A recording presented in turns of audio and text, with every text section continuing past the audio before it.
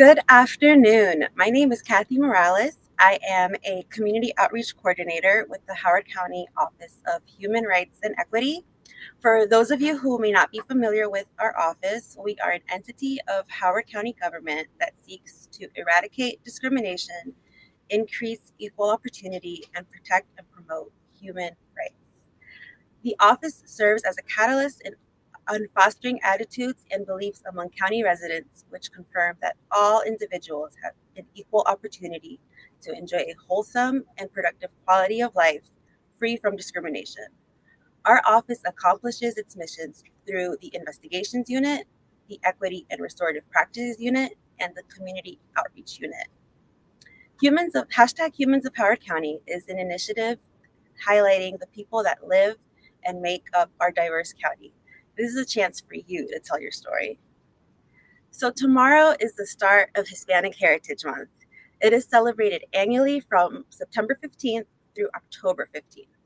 The month recognizes the contributions and influences Hispanics have made in the U.S., along with honoring our history and culture. Although this is only a month-long celebration, I hope individuals will continue to take the opportunity to learn more and embrace our culture. So today, I have three wonderful individuals that have agreed to participate in this discussion. I have Ms. Yolanda Vasquez, Mr. Gabriel Moreno, and Ms. Andrea Nunes. Hi. Hi, everyone. Hello. So can everyone quickly introduce themselves? Tell me your name, your title, what you do for work, and you or your family's country of origin. Yolanda, you can start. Hello, everyone. My name is Yolanda Vasquez. I am the External Affairs Director here at the Howard County State's Attorney's Office, and I was born in Rio Piedras, Puerto Rico. Nice, welcome. Thank you. Thank you. Gabriel?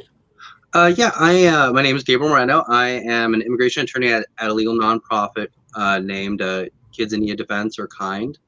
For the last 4 years, I've been serving on a team helping to clean up the mess of family separations. And my parents are from Mexico. My dad's from central Mexico, Mexico City, and my mom's from northern state of Mexico. And I was born in El Paso, Texas.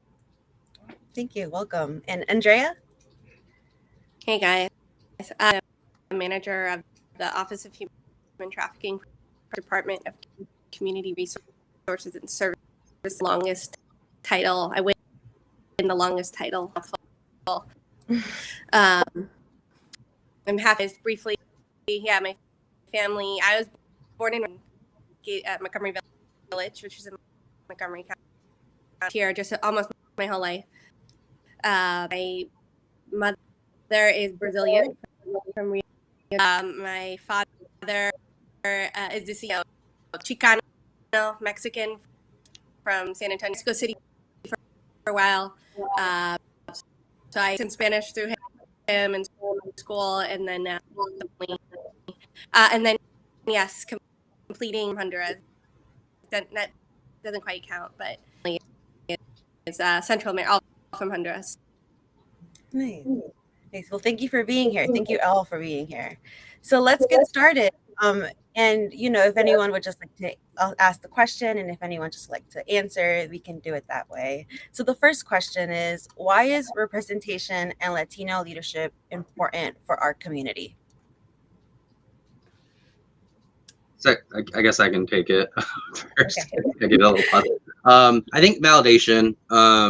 A lot of the time, as children, and we even tell our children, is you work hard, you study, and you can do whatever you want. You could become whoever you want to be.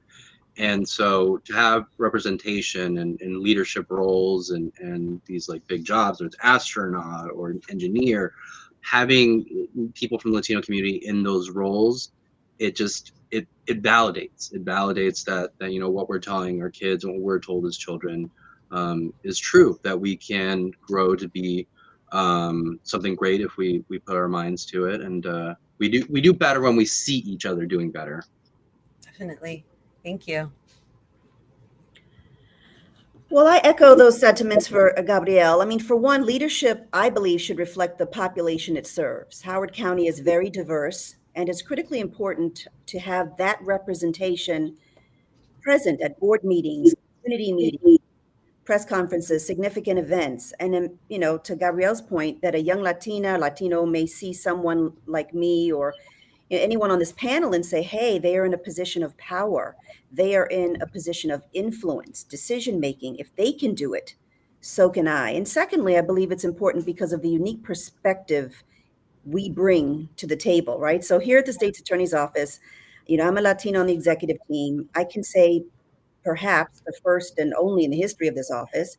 And I really give thanks to my boss, State's Attorney Rich Gibson, for entrusting me with that honor. But what that also means is that I not only have a seat at the table, but that my opinions, my thoughts, my insight, my experiences, they matter. They matter, exactly. So those are the reasons why I think it's important. Thank you. You're welcome. Andrea, would you like to chime in? Yeah, on the head. I completely feel the thing experiences. I in my job, when you grow up and get whatever job it is, sometimes, Latino extra job description, but it'll unofficially become, I think, you need to, bring your whole self. It's important to be some good old, one of many, the table, you're on the menu. So a little bit of that with all of us. Being the, giving people to look to, that look like them. I'm not practicing anymore, but going to law school and, class of me and the Latino Students Association, we could all count 2 of us in every class of 90 at our. So that feeling of still, trying to grow in here, time to, and still, certainly I think my whole life, just doing our best. I think so. Also. Thank you. And I think also it's important that, our community members, especially, as us being bilingual, that they know they can communicate to us and there is no language barrier, that where they're able to receive that information. I think it's very critical. So my next question, and this is very, it's opinion based. Do you think that Hispanic and or Latino should be a race, specifically when answering race questions on documents? For example, like for myself, growing up, whether if it's helps. Oh, go ahead, Andrea.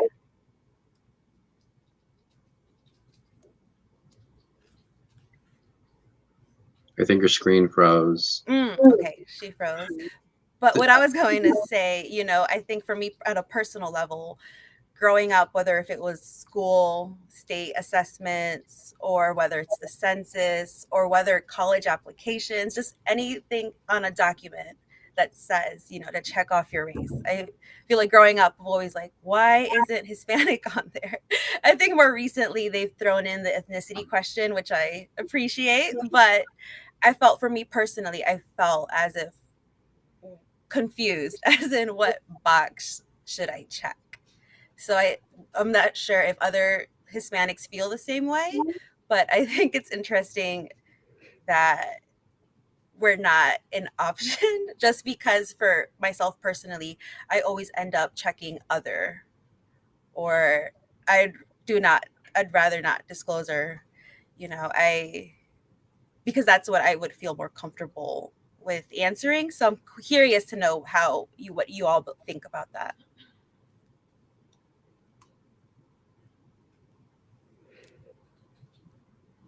For me, I think it's a difficult question. One, because I don't think I have the background to give a strong opinion. I think people should be given the choice, I guess, to have an other box, and then you can fill it in. I guess it really depends on what form it's requesting it on. I know the U.S. Census, I think, had added a couple, like an other box, and I think other ethnicities and races. But I think it's beneficial to help. I don't know. Because when you think of, for example, like with African American, like would another race box be like South American American, Central American American, or like what do you want to have there? It can be really difficult. And like being like Hispanic Latino, every country is always like fighting to say that they are different. So it's like to put them all into one box could be very, I mean, it comes from the food to the slang. You say one word slang in Mexico may mean completely different in Puerto Rico or Honduras or something like that. So you definitely don't want to try to like put them all into one. So maybe doing an other box and then letting the person put down what their race is would probably be the easiest route. Maybe I don't know what everybody else thinks. I mean, I would agree with what the panelists are saying, because I've always felt this was truly the angst of my existence. I'm not going to lie, because I've been checking all kind of boxes for I don't know how long, and I just sometimes check other and just aggravate them for spite. But I'll say this, I really, and I'm not a person who completely knows about it, but I've always thought, race and ethnicity are two different categories.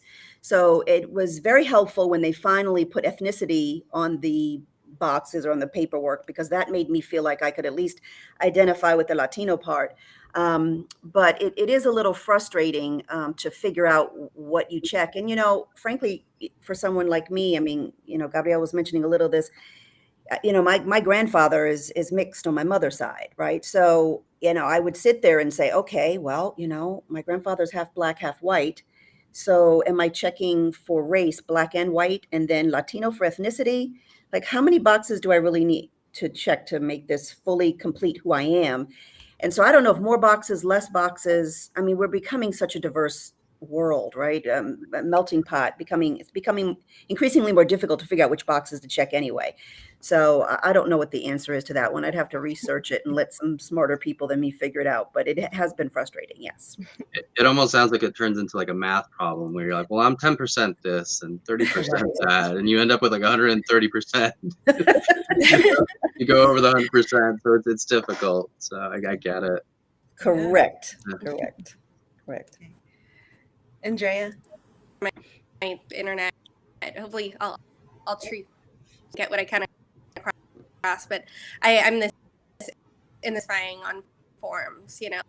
Where do we go? What boxes are best? And if there's office going to be different than like apps.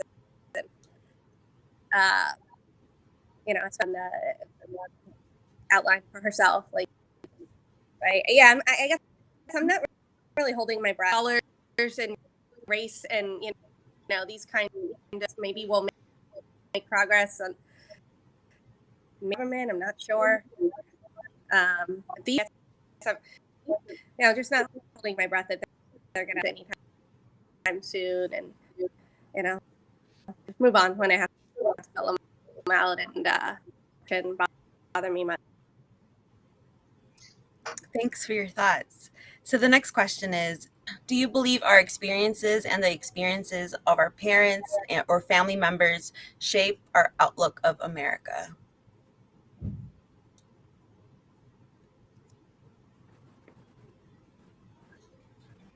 Yes, I do believe our experiences and the experiences of our parents, family, and members shape our outlook of America, which, for many is considered the land of opportunity. I mean, not all, but by many. I know that my father felt the same way. That's why he left Puerto Rico to come to Boston to be with his brother back in the I think it was early 1960s, and to build a better life for himself there. And because the opportunities to succeed were few and far between, at least he felt in our native homeland, he wanted the best for me in the U.S. as well. A good education, a good job, live a good life, all the things he felt that were perhaps unattainable in Puerto Rico. But what's interesting is that, he was very firm on, not speaking Spanish in the household. And to this day, I'm that typical Spanglish Puerto Rican girl who answers halfway both, because that was something that he felt was important, not to have an accent, not for people to identify you, not to know who you are based on just your last name. And so those kinds of experiences of growing up in Puerto Rico, I believe, shaped how he molded us here in the States, good or bad. So Yes. Thank you. Yeah, Gabriel? yeah. I mean, I think our parents' experiences in the United States do shape us. For me, I can think of like the sacrifices that they made, the difficulty they had, being the first generation to like immigrate. Um, they had to deal with a lot of struggles. They had that language barrier.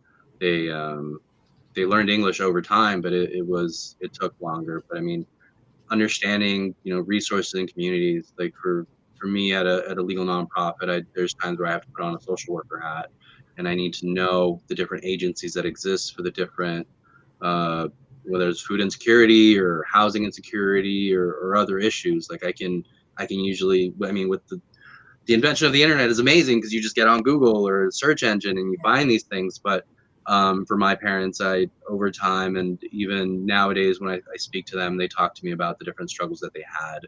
Yeah. And I cherish that and value those sacrifices, and I hope that I make them proud and do what I can for my children to kind of instill the same values and principles that they instilled in me. Yeah. No, I agree. I agree with what you both say. I think it's interesting what you said, Yolanda, because growing up, my parents, they were very adamant. We're speaking only Spanish at home, especially in elementary school, or because I guess technically Spanish is my first language, but, I would come home speaking English and my parents would be like, no, you need to stick with speaking Spanish. So there is that, although we're living in America, that wanting to keep that culture. Like both my parents are from Guatemala, and they made extreme sacrifices. And, I think that's the other thing, what Gabriel said, wanting to just make them proud and being able to fulfill and see everything that they've done to see where we all are now. I think that's very important Yeah, to acknowledge. I'll add that my parents were different, where they definitely wanted me to learn Spanish. My brother and I, and even now, I mean, even with my kids, I have an 8-year-old and a 3-year-old, and they're constantly telling me that I need to teach them Spanish, and I'm trying, but it can be really difficult to speak in Spanish. My wife speaks some Spanish, but it can be difficult. So, but I think it was for me living in El Paso, Texas, which is a border town with Mexico. I think there's just the amount of Latino Hispanic individuals that live there. Speaking Spanish is kind of normal. You go into a lot of the commercial places, and you're likely to be spoken to in Spanish initially. But yeah, for other places, maybe you move to central United States, or that it can be difficult to kind of keep that Spanish. But yeah. Andrea, would you like to add to that? Yeah, I think our parents and our family experience piece of who we are. I don't know out there, but certainly in my case, and I try to embrace it. I think break or otherwise. Um, there are times where I do try to hurt my own bias about it. Work projects, for example. I want to detach a little bit from our personal. But yeah, it's part of. Thank you. Okay, so the next question. As Latinos, I believe that we value education and correlate education with success and opportunities. What would you tell someone where pursuing higher education is unattainable? Is there still a way to achieve success?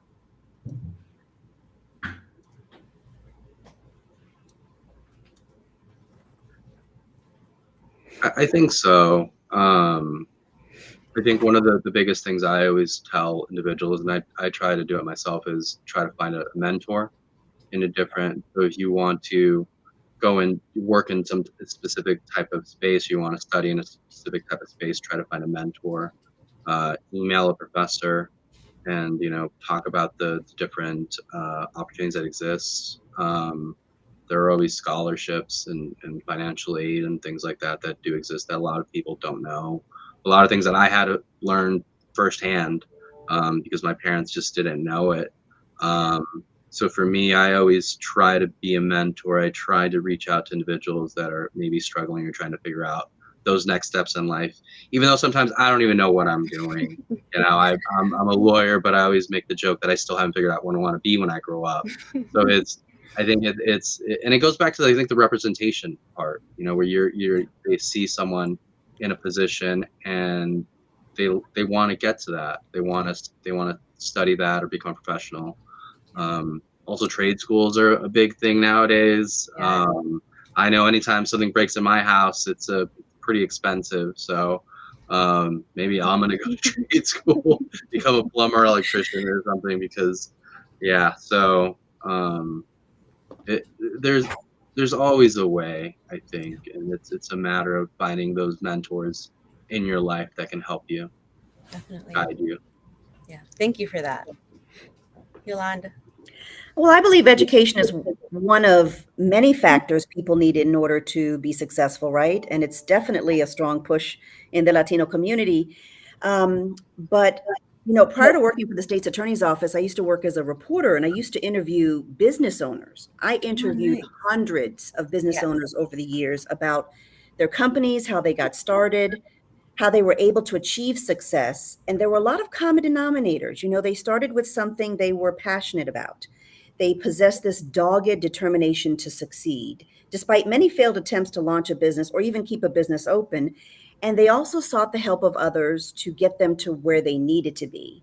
And I believe some perseverance was sprinkled in the middle of all this so that, you know, but some of these people never went to college or graduated college, and they were running multi-million-dollar businesses. So I would say that in lieu of the education, be passionate about what it is you want to do, be humble, work hard, be honest, take advice and guidance from others. Oh, and here's a big one, everybody. Learn to accept constructive criticism. It Yeah. can be your best friend. And as Gabrielle said, find mentors. I found many along the way. Network with those in the field. And don't let anybody tell you no, because you can chart your own path towards success, despite a college education. Yeah. Oh, I love that. I think that's the perfect recipe. Thank you for sharing. Andrea? Advice. It's excellent. Everyone, turning is big, and you know, trying to reach back where I can to you know people in my life. But I think something I look for early exposure opportunities that I know to work events, just take me to work with him when I was young, where that.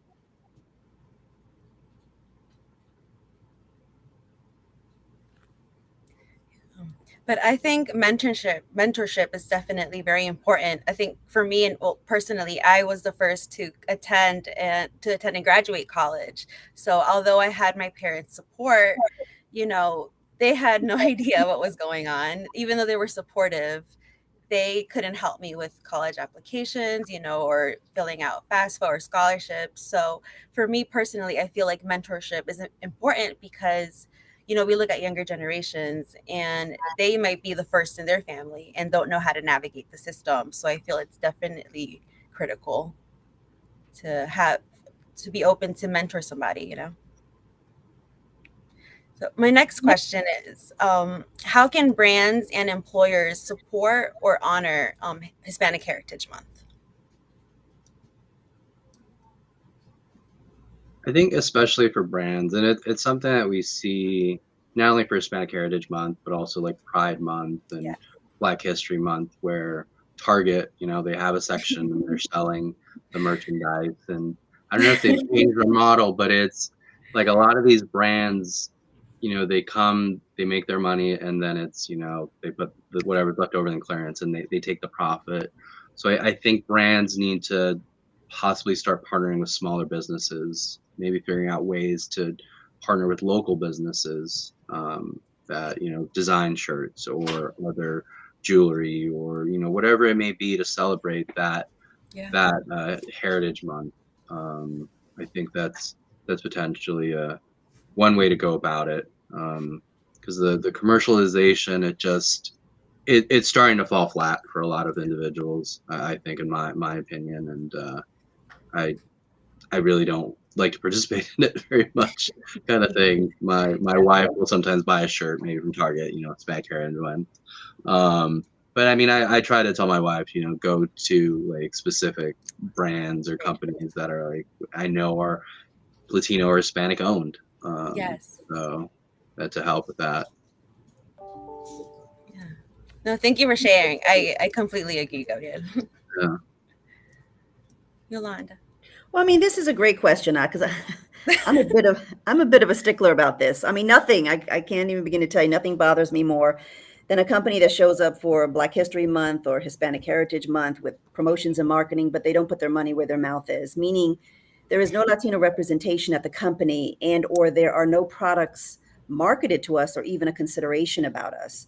So I love Gabrielle's idea of partnering with local Yes. companies. I do that all the time when people hit me up on Facebook or any kind of social media, just give me a call. Hey, do you know somebody in marketing that can help me? I am down with my folks. I am passing names left and right.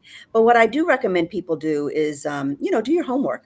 There are several companies with standout initiatives that support Latinos and the Latinx community, including the promotion of Latino executives. So know who they are and support them in a Google search, a thorough, not like that superficial search, right? You got to dig deep, but Right. a thorough Google search will help you find, or even talking to people that you know.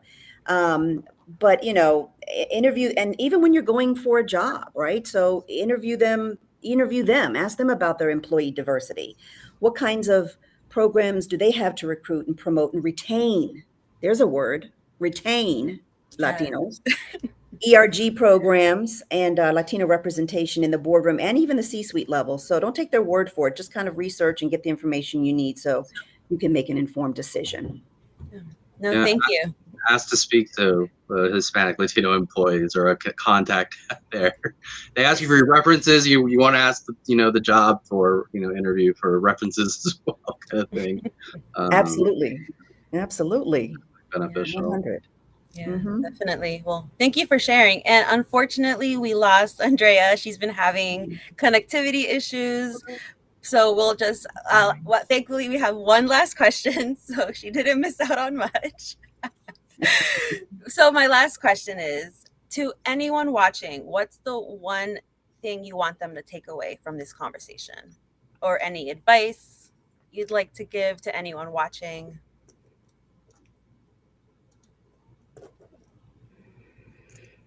Do you want to take this one first? Sure. Be proud of who you are, where you come from, the foods you like to eat, the way you like to dress. I am the queen of color. Like I come in here every day with a pop of color. I wish you could see my green pants right now. But express that pride in everything you do. I'll be honest, I tried to hide my heritage for years by talking a certain way, lightening my hair, hanging in certain crowds or not hanging in certain crowds. I'll even tell you that I tried to get rid of my surname, Vasquez, and use my stepfather's name after my father passed when I was in grade school because his name was Hines, right? So Hines is not Vasquez, and it put me in the middle of the class. I wasn't at the back of the class, but I was really trying to escape who I was as a kid for a minute. But over the years, I learned to embrace my culture, relish in the beauty of being a Boricua. I have kept my last name even after I got married. Husband's still not happy about that, but we're working on that. And I celebrate important dates from my cultural upbringing, and I sort of flaunt my Hispanic heritage. I'll wave a Puerto Rican bandera everywhere I go if I'm allowed. But be mindful of how we are perceived and some of the stereotypes, and I would have to say misperceptions that people have about us.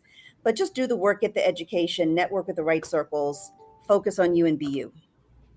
Yeah, no, that's wonderful. Thank you. Yeah, I definitely agree with Yolanda, and those who are not like Hispanic Latino. I think it's a matter of learn the different cultures, and just like other parts of the world, like we all come from different countries and we all have our cultures and the way we do our food and things like that. So learn it, embrace it, and celebrate. Yeah. I mean, this is what Hispanic Heritage Month is all about: is celebrating the diverse cultures and coming together and enjoying one another. We're here to celebrate. Yeah. Definitely, because even though we're all Latino, Puerto Rican, Mexico, Guatemala, I feel like all like if you were to pick a food item or a slang or something, I'm sure that'll all look very different. Yeah. I mean, we're Right. a lot of countries are celebrating. I mean, part of the Hispanic Heritage Month is that a lot of countries are celebrating their independences, and Yes. so it's we're all coming together. Tomorrow will be, or no, Friday will be Mexico's independence celebration. Oh, okay, on Friday. Yeah, and I there's so many countries I can't remember the dates of the other ones. I just usually remember Yes. the one, but So I know there's a list somewhere that's easily accessible, throughout.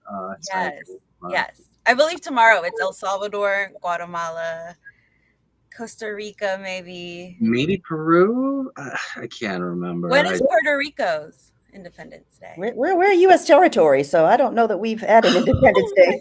We're still connected to the U.S. You're right. They're working on the statehood, which Right. we definitely need that statehood. We'd be nice to have another 2 senators that are not crazy. Right. So, Right. Exactly. yeah.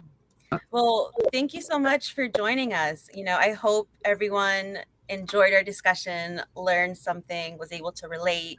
So definitely thank you, Yolanda and Gabriel, for joining us today. It was my pleasure. I really appreciate the opportunity. Thank you. Yeah, it's great. Take care. Bye. Thanks. So as a reminder, if you've experienced discrimination, would like to attend one of our events or trainings, or if you have any questions, please visit our website and follow us at HOCO, OHRE, on Instagram, Facebook, and Twitter. I hope you enjoyed watching our discussion. Have a great day.